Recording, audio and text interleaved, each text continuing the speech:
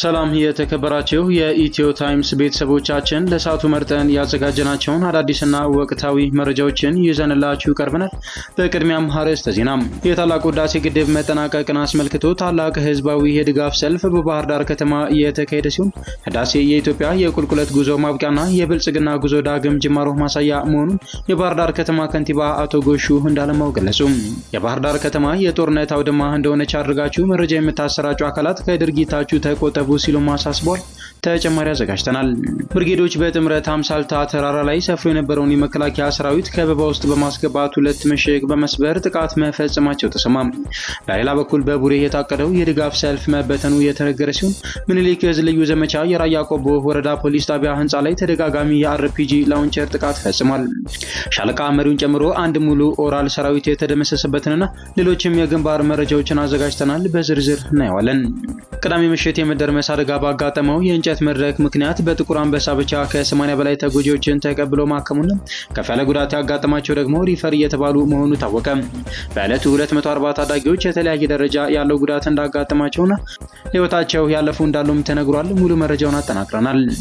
አቶ ጌታቸው ረዳ ዛሬ በተመረቀው የጠቅላይ ሚኒስትር ዶክተር አብይ አህመድ መጽሐፍ ላይ ሂሳዊ ዳሰሳ እንዲያቀርቡ በተጋበዙበት ወቅት ከረጅም ጊዜ ዕውቀት አጠር ትንተና በኋላ ወደዚህ ዕውቀት ተኮር ትንተና በመቀላቀል ደስተኛ ነኝ በማለት ተናገሩ። አቶ ጌታቸው የመጀመሪያውን መደመር መጽሐፍ ማንበባቸውን አውስተው ያነበቡት ማቃቂር ለማውጣት እንደሆነ ገልጸዋል። ሌላኛው መረጃችን ነው። የተባበሩት መንግስታት ድርጅት ባካሄደው ምርመራ እስራኤል በጋዛ ላይ ያካሄደችው ጦርነት የዘር ማጥፋት ተግባር መሆኑን ማረጋገጡን ገለጸ። የእስራኤል ባለስልጣናት ከሰጡት መግለጫ በተጨማሪ የዘር ማጥፋት ዓላማ እንዳላቸው ለመደምደሚያ ያደረሰ ማስረጃዎች መኖራቸውን የገለጸ ሲሆን በዛሬው ዕለት እስራኤል በምዕራብ የመን አልሁዳይዳ ወደብ ላይ ጥቃት መፈጸሟ ተሰምቷል። ሙሉ መረጃውን በስፋት የምናስደምጣችሁ ይሆናል። የተከበራችሁ የኢትዮ ታይምስ ቤተሰቦቻችን እነዚህንና ሌሎችም ያልተሰሙና አዳዲስ መረጃዎችን ለማድመጥ እስከ መጨረሻው ድረስ ላይክ፣ ሼር እና ሰብስክራይብ በማድረግ አብራችሁን እንድትቆዩ በአክብሮት እንጋብዛለን።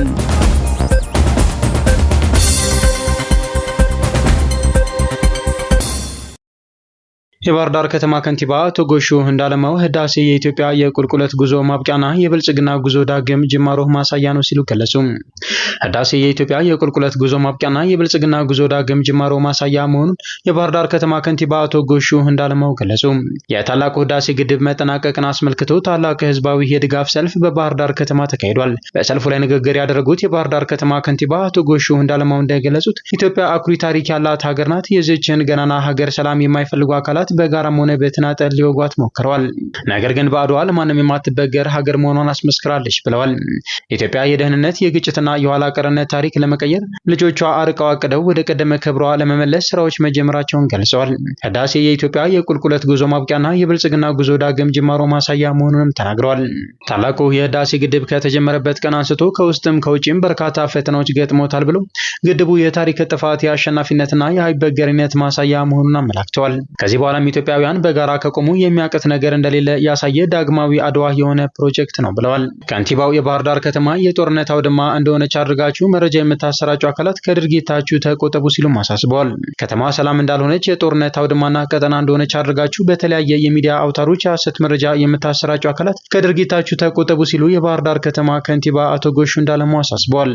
አቶ ጎሹ የታላቁ ህዳሴ ግድብ መጠናቀቅን አስመልክቶ በተካሄደው ታላቅ ህዝባዊ የድጋፍ ሰልፍ ላይ ባደረጉት ንግግር ነው የባህር ዳር ከተማ ሰላም እንዳልሆነችና የጦርነት አውድማ እንደሆነች አድርጋችሁ በተለያየ የሚዲያ አውታሮች የሐሰት መረጃ የምታሰራጩ አካላት ከድርጊታችሁ ልትቆጠቡ ይገባል ያሉት የድርጊት ከተማዋንም ሆነ ህብረተሰቡን የሚጎዳና የሚበድል ነው ሲሉ ገልጸዋል። ከተማዋ በልማት እያደገች ያለች ሰላማዊት ከተማ መሆኗንም አመላክተዋል። ይልቁንም እየለማችና እያደገች የመጣች ከተማ በመሆኗ መታችሁ እንድትጎበኙ፣ እንድትዝናኑ እንዲሁም መዋዕለ ንዋያችሁን እንድታፈሱ ሲሉ ጥሪያቸውን አቅርበዋል። በባህር ዳር ከተማ የዓለም ተወዳዳሪ ተመራጭ ውብ፣ ጽዱ፣ አረንጓዴ ለኢንቨስትመንትና ለቱሪዝም ምቹ ለማድረግ የተጀመሩ ስራዎች ተጠናክረው ይቀጥላሉ ብለዋል። ርዕሰ መስተዳድር አረጋ ከበደ በበኩላቸው ህዳሴ ለኢትዮጵያ ኢኮኖሚ ታላቅ አቅም የሚሆንና በጭስ ውስጥ ለኖሩ እናቶች የደረሰ ጸጋ ነው ሲሉ ገልጸዋል። ታላቁ ህዳሴ ግድብ ለኢትዮጵያ ኢኮኖሚ ትልቅ አቅም የሚሆንና በጭስ ውስጥ ለኖሩ እናቶች የደረሰ ጸጋ ነው ሲሉ የአማራ ክልል ርዕሰ መስተዳድሩ አረጋ ከበደ ገልጸዋል። ታላቁ የኢትዮጵያ ህዳሴ ግድብ መጠናቀቅን ተከትሎ በባህር ዳር ከተማ የድጋፍ ሰልፍ ተካሂዷል። በድጋፍ ሰልፉ ላይ መልእክት ያስተላለፉት ርዕሰ መስተዳድር አረጋ ከበደ ህዳሴ ህዳሴ ለኢትዮጵያ ኢኮኖሚ ታላቅ አቅም የሚሆን ከመሆኑ ባሻገር በጭስ ውስጥ ለኖሩ እናቶች የደረሰ ጸጋ ነው ሲሉ ገልጸዋል። አይበገሪነትና በራስ አቅም የመስራት ተምሳሌነት የሆንን ለቅኝ ገዢዎች ያልተንበረከክን እንደ አድዋ ድል ሁሉ በልማቱም ሁለተኛው ምስለ አድዋ የሆነውን ታላቁን ህዳሴ ግድብ በማጠናቀቅ የዘመኑ ህያው መገለጫ ሆኖ ግድቡ ተጠናቋል ብለዋል። ህዳሴ የኢትዮጵያን ቅቡልነት ያሻሻልና በህዝባችን አበርክቶ የተገኘ ክብርና ኩራት ነው በማለት ገልጸዋል። የራሳችንን ሀብት በመጠቀም ፍትህ ማግኘት መብታችንን በማረጋገጥ ጽናትና ጥበብን እንዲሁም ጀግንነትና አይበገሪነትን የተላበስንበት ነው ሲሉ ገልጸዋል። ይህ በእንዲህ እንዳለ በአማራ ክልል የታላቁ የህዳሴ ግድብ ምርቃትን አስመልክቶ የተደረገው የድጋፍ ሰልፍ በሁሉም ዞኖችና ወረዳዎች ፍጹም ሰላማዊ ሆኖ መጠናቀቁን የአማራ ክልል ፖሊስ ዋና ጠቅላይ መምሪያ አዛዥ ኮሚሽነር ዘላለም መንግስቴ አስታውቀዋል። የአማራ ህዝብ ሰልፉ በሰላም እንዲካሄድ ከጸጥታ ኃይሉ ጎን በመሆን ላደረገው ቀና ትብብር ኮሚሽነር ዘላለም መንግስቴ ላቅ ያለ ምስጋና አቀርባለሁ በማለት ተናግረዋል። የድጋፍ ሰልፉ ፍጹም ሰላማዊ ሆኖ እንዲጠናቀቅ በየደረጃው ለሚገኙ የጸጥታና የደህንነት አካላት ኦሪንቴሽን ተሰጥቶ ወደ ስራ መገባቱ ነው ኮሚሽነር ዘላለም መንግስቴ የገለጹት። ከሰልፉ ቅድመ ዝግጅት ጀምሮ ሰልፉ በሰላም እንዲካሄድና ያለ አንዳች እንከን እንዲጠናቀቅ ላደረጋችሁ የመከላከያ ሰራዊት፣ የፌዴራል ፖሊስ፣ የጸጥታና የደህንነት ግብረ ኃይል እንዲሁም የክልሉ ፖሊስ፣ ሚሊሻና ሰላም አስከባሪ አካላት ከፍ ያለ ምስጋና ይገባቸዋል ሲሉ ኮሚሽነር ዘላለም የተባበሩት መንግስታት ድርጅት እስራኤል በጋዛ ላይ ያካሄደችው ጦርነት የዘር ማጥፋት ተግባር መሆኑን ገለጸ። የተባበሩት መንግስታት ድርጅት ባካሄደው ምርመራ እስራኤል በጋዛ ላይ ያካሄደችው ጦርነት የዘር ማጥፋት ተግባር መሆኑን ማረጋገጡን ገለጸ። በተያዘው የፍልስጤም ግዛት የተባበሩት መንግስታት ድርጅት ገለልተኛ ዓለም አቀፍ የምርመራ ኮሚሽን ሊቀመንበር የሆኑት ናቪ ፒላይ የተባበሩት መንግስታት ድርጅት የምርመራ ውጤትን ማክሰኞ ዕለት ለአልጀዚራ አስታውቀዋል። ከዜና አውታሩ ጋር ባደረጉት ቆይታ ፒላይ ፕሬዚዳንት አይዛክ ሄርዞግ፣ ጠቅላይ ሚኒስትር ቤንያሚን ኔታንያሁና የቀድሞ የመከላከያ ሚኒስትር ዮአቭ ጋላንት በሰጡት መግለጫዎቻቸውና ትዕዛዞቻቸው ላይ ተመስርተን ለይተናል ብለዋል። አክለውም እነዚህ ሶስት ግለሰቦች የመንግስት ተወካዮች በመሆናቸው በህጉ መሰረት መንግስት ተጠያቂ ይሆናል። ስለዚህ የዘር ማጥፋት ወንጀሉን የፈጸመው የእስራኤል መንግስት ነው እንላለን ብለዋል። በሪፖርቱ መሰረት ኮሚሽኑ የእስራኤል ባለስልጣናት ከሰጡት መግለጫ በተጨማሪ የዘር ማጥፋት ዓላማ እንዳላቸው ለመደምደሚያ ያደረሰ ማስረጃዎች መኖራቸውን ገልጿል ሲል አልጀዚራ ዘግቧል። ኮሚሽኑ የእስራኤል ባለስልጣናትና የእስራኤል የጸጥታ ኃይሎች በጋዛ ሰርጥ ውስጥ ያሉትን ፍልስጤማውያንን ሙሉ በሙሉ ወይም በከፊል ለማጥፋት የዘር ማጥፋት ዓላማ አላቸው ሲል ሪፖርቱ አመልክቷል። ይሁን እንጂ የእስራኤል የውጭ ጉዳይ ሚኒስትር የምርመራውን ውጤት ሐሰት ሲሉ በኤክስ ገጻቸው ላይ በመግለጽ የሪፖርቱ ጸሐፊዎች ለሐማስ የሚወግኑ እንደሆኑ ገልጿል። የአማራ ፋኖ ብሔራዊ ኃይል ምዕራብ አማራ ቀጠና ቴዎድሮስ ዕዝ ጎጃም ሀገው ምድር ክፍለ ጦር የ10 አለቃ ኤፍሬም አጥናፉ ቢትወደድ መንገሻ ቀኛዝማች ስሜነህ ደስታ ቲሊሊ ዘንገናና ጊዮን ብርጌድ በጥምረት ከመንግስት ኃይል ጋር ውጊያ አካሂደዋል። አምሳልታ ተራራ ላይ ሰፍሮ የነበረውን የመከላከያ ሰራዊት ከበባ ውስጥ በማስገባት ሁለት ምሽግ በመስበር ጥቃት ፈጽመዋል። የጎጃም ሀገው ምድር ክፍለ ጦር ጦር አዛዥ ኮማንዶ ደሞዝ ዴቭ በመሩት አውደ ውጊያ ከፍተኛ የሆነ ቁሳዊና ሀሳባዊ ኪሳራ አድርሷል ተብሏል። ከጠዋቱ 3 ሰዓት ገደማ እስከ 7 ሰዓት ከ50 ድረስ በተካሄደው በዚህ ውጊያ የመንግስት ኃይል ዙ 23 እና ሞርተር ዲሽቃን ጨምሮ ተጠቅሟል የተባለ ቢሆንም ሁለት ምሽግ እንደተሰበረበትና ኪሳራ ማስተናገዱ ተነግሯል። በዚህ መሰረት 22 ክላሽ፣ 1988 የክላሽ ተተኳሽና 742 የብሬን ተተኳሽ የተማረከ ሲሆን 28 የመንግስት ኃይል ሲሞት ከ30 በላይ ቁስለኛ ሆኗል ተብሏል። በተያያዘ መረጃ በቡሬ የታቀደው ሰልፍ መበተኑን 5ኛ ክፍለ ጦር ህዝብ ግንኙነት መምሪያ ኃላፊ 10 አለቃ ኢንጂነር ዘመኑ አመረ ገለጸ። የአማራ ፋኖ ብሔራዊ ኃይል ምዕራብ አማራ ቀጠና ቴዎድሮስ ዕዝ ራስ ቢትወደድ መንገሻ አቲከም 5ኛ ክፍለ ጦር የቡሬ ዳሞት ብርጌድ በቁጭ ከተማና በቡሬ ከተማ ሊካሄድ የታቀደው የድጋፍ ሰልፍ በቡሬ ዳሞት ብርጌድ ሻለቃዎች ተበትኗል ብሏል። የቡሬ ዳሞት ብርጌድ አሳምነው ሻለቃን፣ በአልካን ዘመነ ሻለቃን፣ በሻኳ አቅጣጫ አባይ ሻለቃን፣ ሰፊ ሻለቃና መርከብ ሻለቃን በቁጭ ግንባር በማሰለፍ ሰልፉን በትነውታል። በአባይ ሻለቃና በመርከብ ሻለቃ ግንባር ወደ ዛልማ እንቅስቃሴ ያደረገው የመንግስት ኃይል ላይም ጥቃት ፈጽመዋል። በውጊያው በርካታ ሙትና በርካታ ቁስለኛ መሆኑን ህዝብ ግንኙነት መምሪያው ገልጿል። በሌላ በኩል ምኒልክ ዕዝ ልዩ ዘመቻ ቆቦ ከተማ በምሽት በመግባት የራያ ቆቦ ፖሊስ ጣቢያ ላይ ጥቃት መፈጸማቸው ተሰምቷል። ምኒልክ ዕዝ ልዩ ዘመቻ መስከረም 5 ቀን 2018 ዓ.ም ሌሊት ቆቦ ከተማ በመግባት የራያ ቆቦ ወረዳ ፖሊስ ጣቢያ ህንጻ ላይ ተደጋጋሚ የአርፒጂ ላውንቸር ጥቃት ፈጽመዋል። ጥቃቱን ተከትሎም አካባቢው ከሰዎች እንቅስቃሴ ውጭ ሆኖ ውሏል ተብሏል። ይህ በእንዲህ እንዳለ ሻለቃ መሪውን ጨምሮ አንድ ሙሉ ኦራል ሰራዊት ተደመሰሰ ሲል የኮሩ ህዝብ ግንኙነት ኃላፊ ፋኖ ቢሆነኝ ባበየን ገልጿል። የአማራ ፋኖ ብሔራዊ ኃይል ምስራቅ አማራ ቀጠና ምኒልክ ዕዝ ላስታ ጀነራል አሳምነው ጽጌ ኮር ስር የሚገኘው ተከዜ ክፍለ ጦር በዛሬው ዕለት የደፈጣ ጥቃት ፈጽሟል። መስከረም 6 ቀን 2018 ዓ.ም የመንግስት ኃይል ከወልዲያ ወደ ላሊበላ ከተማ ሬሽን ጭኖ በሚጓዝበት ጊዜ ከኩል መስከ ከተማ በቅርብ ርቀት የሻላ የምትባል ቦታ በሞርተር ቅንቦላ ኦራሉ ተመቷል ያለ ሲሆን በኦራሉ የነበሩ ሙሉ ሰራዊት ህይወታቸው ማለፉን ገልጿል። በተያያዘ ዜና ጥራሪ ክፍለ ጦር አንድ ሻለቃ በግዳን ወረዳና በአንጎት ወረዳ አማካይ ቦታ ልዩ ስሙ ቀበሮ ሜዳ እስከ ድል በሸፈነ ውጊያ በመንግስት ኃይል ላይ ኪሳራ ማድረሱን አስታውቋል። በውጊያው አንድ ሻለቃ መሪን ከነአጃቢዎቹ ጨምሮ ሌሎችም ኃይሎች ተገድለዋል ብሏል። በተጨማሪም በላስታ ጀነራል አሳምነው ጽጌ ኮር ስር የሚገኘው የሜጀር ጀነራል ውባንተ አባተ ክፍለ ጦር በመቄት ግምገማና ተሐድሶ አካሂዷል። መስከረም 6 ቀን 2018 ዓ.ም በጥልቅ ግምገማና ተሐድሶ ያካሄደው ክፍለ ጦሩ በግዳጅ አፈጻጸም ላይ የነበሩ ጠንካራና ደካማ ጎኖችን ገምግሞ ለቀጣይ ግዳጅ ዝግጁ መሆኑን የክፍለ ጦሩ አዛዥ አርበኛ ኮማንዶ አማን ጎበዜ ገልጿል።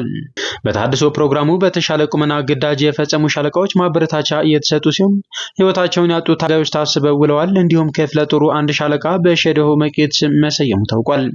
በመጨረሻም የመንግስት ኃይል ከብልባላ ከተማ ልዩ ስሙ ገላሽሞች ተራራ ላይ ያስወነጨፈው ሞርተር ብልባላ ቂርቆስ ላይ በ6 ንጹሃንና ቤት ንብረታቸው ላይ ጉዳት ማድረሱን የኮሩ ህዝብ ግንኙነት ኃላፊ ፋኖ ቢሆነኝ ቢያበየን ገልጿል። ከረጅም ጊዜ ዕውቀት አጠር ትንተና ዘመን በኋላ ወደዚህ ዕውቀት ተኮር ትንተና በመቀላቀል ደስተኛ ነኝ ሲሉ አቶ ጌታቸው ረዳ ተናገሩ። አቶ ጌታቸው ረዳ ዛሬ በተመረቀው የጠቅላይ ሚኒስትር አብይ አህመድ መጽሐፍ ላይ ሂሳዊ ዳሰሳ እንዲያቀርቡ በተጋበዙበት ወቅት ከረጅም ጊዜ ዕውቀት አጠር ትንተና ዘመን በኋላ ወደዚህ ዕውቀት ተኮር ትንተና በመቀላቀል ደስተኛ ነኝ በማለት ንግግራቸውን ጀምረዋል። ሲቀጥሉም መጽሐፉን ከመጀመሪያ እስከ መጨረሻ ሀገሪቱ አላት የሚላትን ችግሮች የዳሰሰም ከዚያም መፍትሄ አቅጣጫዎችን የጠቆመ ዝርዝር የዳሰሰ በመሆኑ ጊዜ ወስደን ልንነጋገርበት የሚገባ ትልቅ ዶክመንት ነው በማለት አስታውቀዋል። አቶ ጌታቸው ረዳ የመጀመሪያውን መደመር መጽሐፍ ማንበባቸውን አውስተው ያነበቡትም አቃቂር ለማውጣት እንደሆነ ገልጸዋል። በተፈጠረው ችግር ሁለተኛውና ሶስተኛው መጽሐፍ እንዳመለጣቸው የተናገሩ ሲሆን በ40 ዓመቱ ግለ ታሪክ ጽፎ ሀገር አስተምራለሁ የሚል ሰው ባለበት ሀገር ጠቅላይ ሚኒስትር አብይ እንኳንም ግለ ታሪክ አልጻፉ እንኳንም ሐሳብ ተኮር መጽሐፍ ጻፉ ሲሉ አስረድተዋል። እሁድ ጠዋት በመስቀል አደባባይ የተከናወነው የህዳሴ ግድብ ምርቃት የሰልፍ ፕሮግራም ላይ ለመሳተፍና ትርኢት ለማቅረብ በዋዜማው ሲለማመዱ የነበሩ ታዳጊዎች የመድረክ መደርመስ አደጋ እንዳጋጠማቸው መረጃ መቅረቡ ይታወሳል።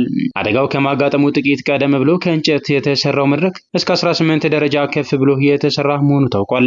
ከዚህ ጋር ተያይዞ በጥቁር አንበሳ ከሚሰሩ ዶክተሮች መሰረት ሚዲያ ደረሰኝ ባለው መረጃ መሰረት በአደጋው የተጎዱ 80 ታዳጊዎች ወደ ተቋሙ ለሕክምና በአምቡላንስ መወሰዳቸው ታውቋል።